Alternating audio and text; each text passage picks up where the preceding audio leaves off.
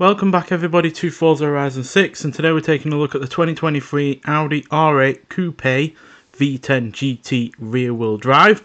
So a bit of a mouthful there, but this was nonetheless announced in October 2022 and only 333 were made, sold for around £200,000 a piece.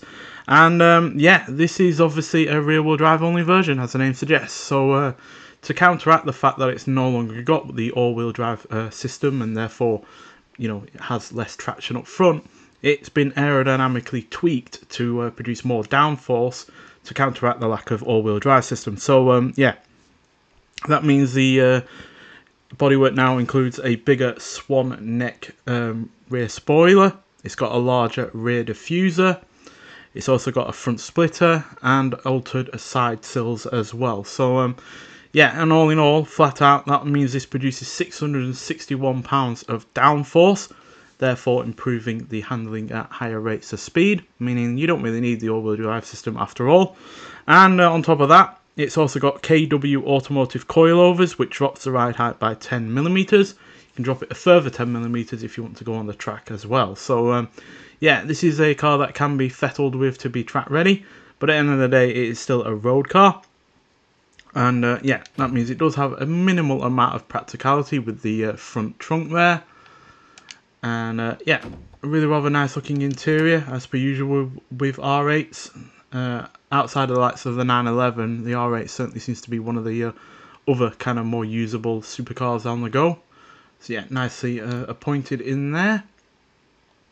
And then we have the rear end. So yeah, still has the same 5.2 litre V10 that we've come used to with this generation of the R8, after the initial generation only had the V8. And yeah, this produces 611 horsepower and 417 pounds-feet of torque. So that's actually up over the performance version that came out in 2020 by 9 horsepower and 4 extra pounds-feet of torque as well. And due to the reduction in weight, due to the lack of four-wheel drive system, this now weighs 3,516 pounds, which is 122 pounds less than the performance version. So yeah, all in all, this is going to be a better handling car. It's going to be more responsive because it doesn't have the all-wheel drive system, and it's going to be a more fun vehicle to drive as well, because not only does it now have more power, but it's also got all of that power going for the rear wheels, so you can probably properly get this drifting around. So yeah, but nonetheless, let's get out onto the Legend Island circuit and see just what this car can do. Right, so here we are at the Legend Island circuit, and as per usual, we'll hear what the car sounds like, then we'll talk about it some more.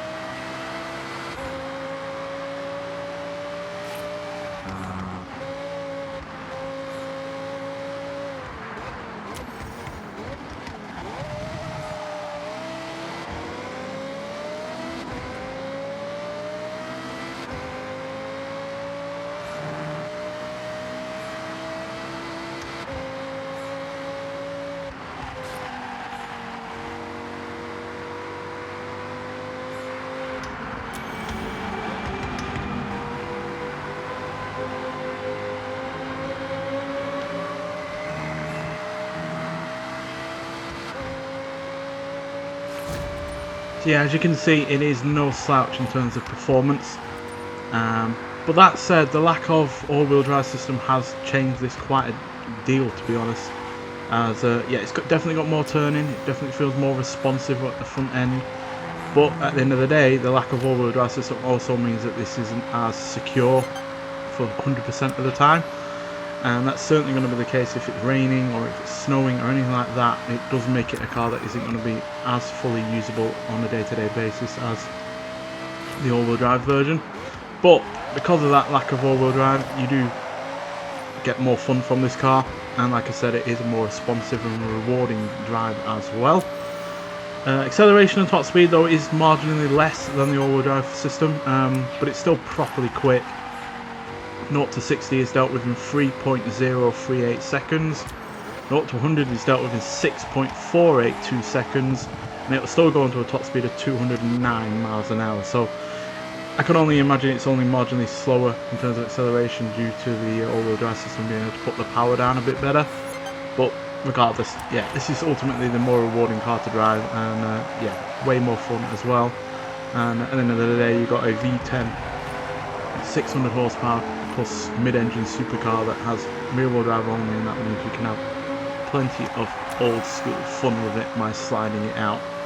But you know, it's also still able to put all of that power down, because even though acceleration wise that might not be the case due to all of that additional downforce that it's got going on, you know, it's still plenty able to use that power. So yeah, it's a great car really, and one that I'm really glad he's added it into the game, especially since it's quite a rare version. Like I said, only 333 were made, and yeah, it's at the end of the day enough of a difference over the performance version to make it worthy of inclusion. So this is part of the car pass, so get out there and get it if you've got the car pass. It will be in your garage already, and yeah, I'd like to hear your thoughts on it. But nonetheless, thank you for watching, and I'll see you in the next one.